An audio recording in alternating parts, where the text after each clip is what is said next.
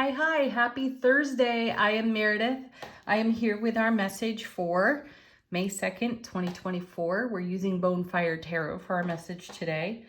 And we've got the sun in Taurus, the moon is in Aquarius, Pluto is retrograding today. Yeah, it's going to be there. It's going to move or remain in retrograde until October. So what does that mean for all of us? Let's find out. You know, it's been in Aquarius. It's made a big move into Aquarius. It's been there for a little while now. And that's been exciting, though we've had some really interesting cosmic influences. And now as Pluto retrogrades back to Capricorn for about 5 months, I think we're going to get busy with doing the spiritual journey, quote unquote, work of what we've been establishing while Pluto's been in Aquarius. So I feel like we're going to firm up our foundation to support everything that's being fulfilled with Pluto in Aquarius. All right, let's get into the cards. Our first is, look at that, Wheel of Fortune. What a beauty, huh? All right, Divine Delivery System, starting the reading out with number 10 out of the Major Arcana. And this is being in alignment with the fulfillment of our divine design, our divine matrix. We've talked about this for weeks. I've said we've had an amazing season of manifestation, and I am editing that to say that we're just at a new level of manifestation. So when the Wheel of Fortune shows up, there's more coming, more being delivered to your foundation, and our spiritual development is at an all-time high as well when you see the Wheel of Fortune. Let's see what it connects to. Fabulous. There's the sun. 2 Major Arcana right in a row. And this is something that's been happening here on the tarot table. We're seeing a lot of Major Arcana. And I feel that that is confirmation for us that this is an energy that's here to stay, which is why I'm editing what I've said about manifestation. I've talked about it being a great season, and I just really sense that we're at a whole new level. And these 2 cards support that beautifully. We're manifesting faster, easier, with more grace, and we're also seeing evidence of long-held manifestation, long-nurtured manifestation coming to life on our foundation. So that's proven out here by the sun. Lots of happiness, joy. This is the happiest tippy top of tarot cards that you can pull in regard to your personal happiness. And you know what's gone into that. There's been a tremendous investment in examining the way we show up in our world, right?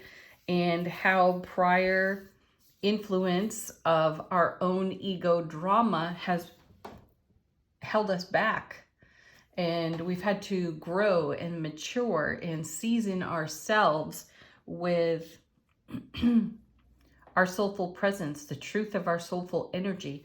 And that's what makes this so profound here. This is why we're experiencing a whole new up-leveling of our ability to create in our world what we hold in our heart space. So get on board with that. It's exciting, right? Next we have, look at this, another Major Arcana. Here's the Star card, which is all about our development. There's a connection to the Strength card when you see the Star card because of the 8 stars you typically see in the sky on the star. So we have the courage to vulnerably face our own tyrannical ego.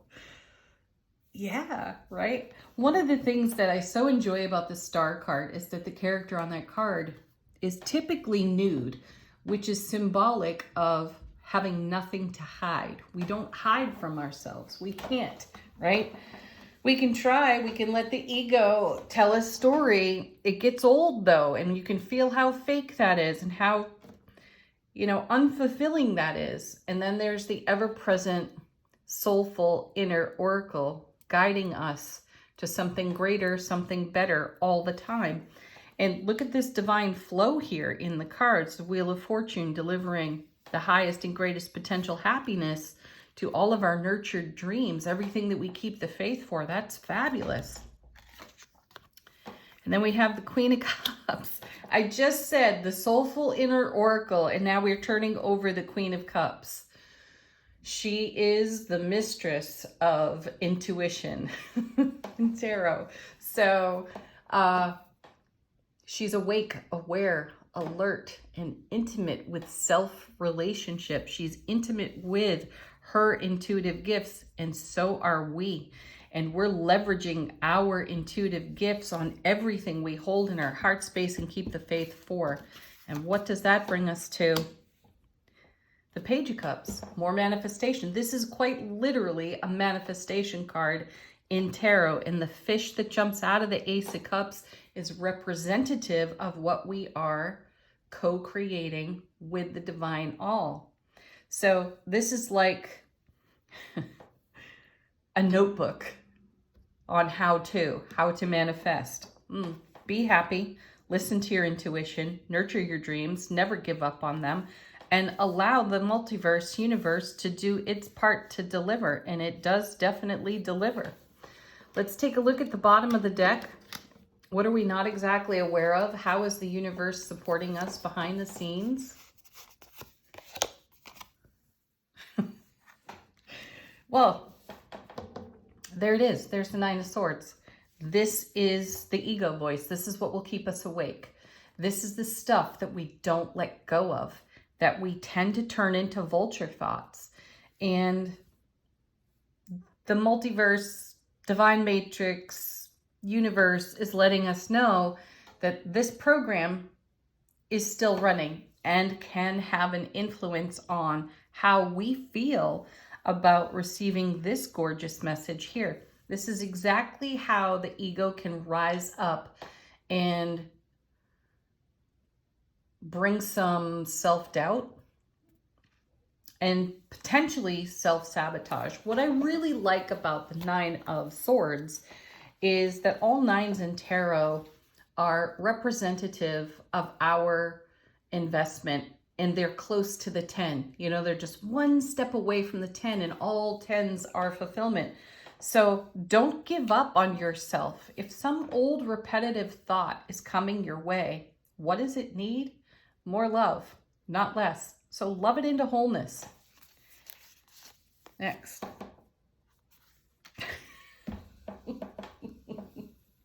That's card witching for sure. Love it into wholeness. There's the Lover's card. Beautiful, right? So this is our inner divine masculine, divine feminine embraced. This is unity consciousness within self-relationship. And this is a message for us to follow our hearts. So what's needed when we see the Nine of Swords? Repeating, more love, not less. What's our next card? More love. Bring the love to anything that is unsettled. Doesn't matter how old it is, how long you've been tangling with it, whatever the degree of potential for self-sabotage, love is going to shift the energy for us. So if you've got some pebble in your shoe that you just can't seem to get rid of, ask it what it needs. Why is it there? Why are you walking with it? Why are you carrying it? These are great questions for you. And the answer every time is going to be love. Oh, look at that. So there's the Three of Swords. Powerful, right? That's why we're seeing the Nine of Swords, because we end up creating a Nine of Swords out of a Three of Swords life experience. Notice that the Lovers is right in the middle. And if we subtract this 3 from this 9, we get the Six of Swords, which means we're moving in a more favorable direction.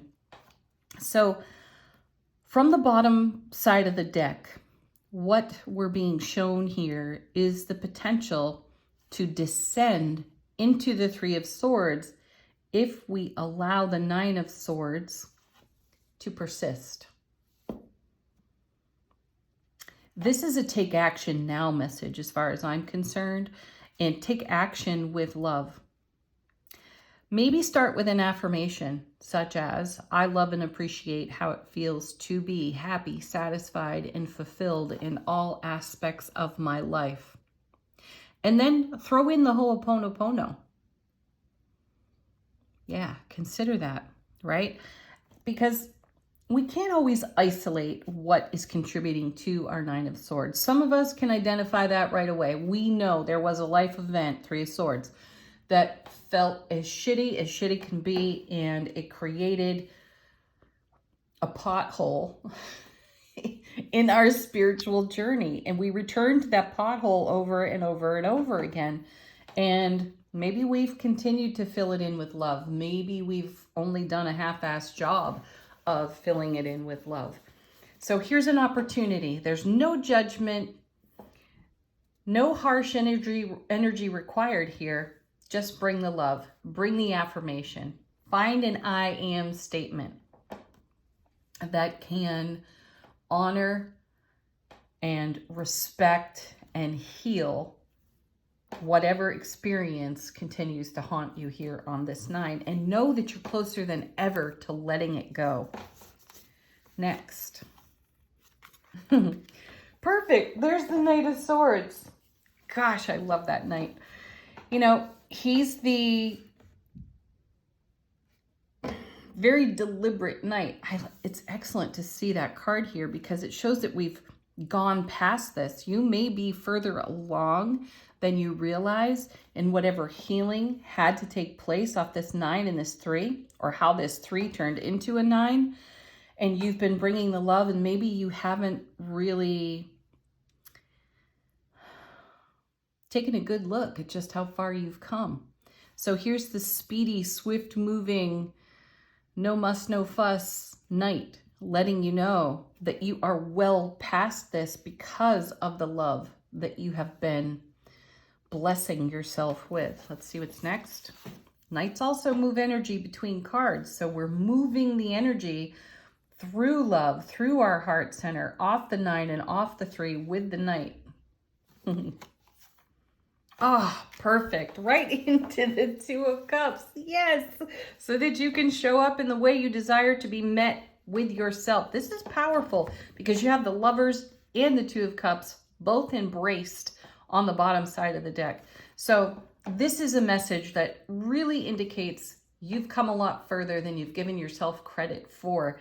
And because of the energy in the main body of the reading, I feel like you're going to get a reality check today on recognizing just how far you've come, how you've up-leveled, upgraded your spiritual journey. That's beautiful.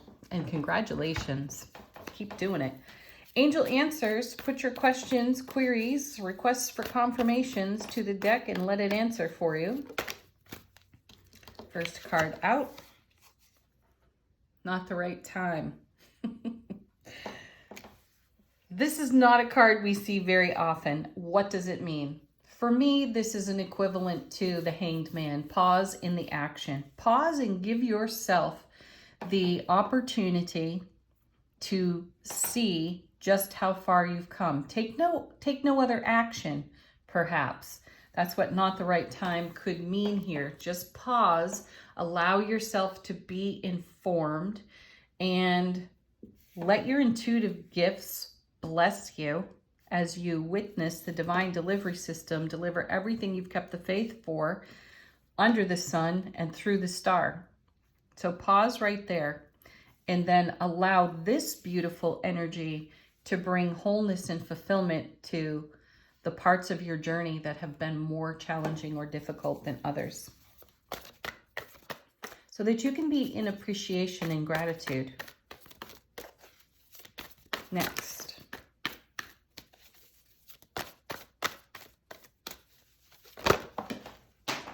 Cards on the floor. Gotta love it. Compromise. That's like a negotiate card. This is you compromising with the old story and allowing love to lead the way. And then we have the emphatic no. Gosh, that's so awesome. I like that we're seeing cards that don't fall out of this deck all the time. And the emphatic no goes to the Nine of Swords. The Nine of Swords indicates that there's a brand new day and there's a brand new way to look at something. And the emphatic no feels like, no, I'm not going to look at it in this old way any longer because it does not serve me. Perfect, right?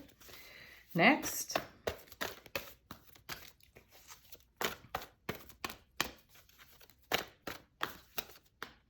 Also remember that when we see the no, it's more like not right now. It makes way for a much better yes. Wow. We have a whole bunch of them just fell out, so I'm going to give them all recovery. Yeah, we may take a pause, a time out for meditation, relaxation, self-care, TLC, right? Recovery, recovery from whatever that 9 and that 3 represent. This is super positive. It really indicates we're on the other side of it. Then we have, if you believe. What have you been believing off the 9 and the 3? What are you believing here from the Wheel of Fortune, the Sun, the Star, right? Perfect timing. How excellent is that? Because we've got not the right time, allow for the perfect time, which is divine time. And then we have the Wait card, which is more confirmation of pause. Pause in the action. And when I see the Wait card out of Angel Answers, that's always a signal to allow. There's more coming from the divine. It's being delivered through the Wheel of Fortune and the Sun. So allow for that to happen. Final word on the reading from Soul Power. Link in the description box if you have an interest in this deck. How is our soulful presence informing our waking consciousness? We have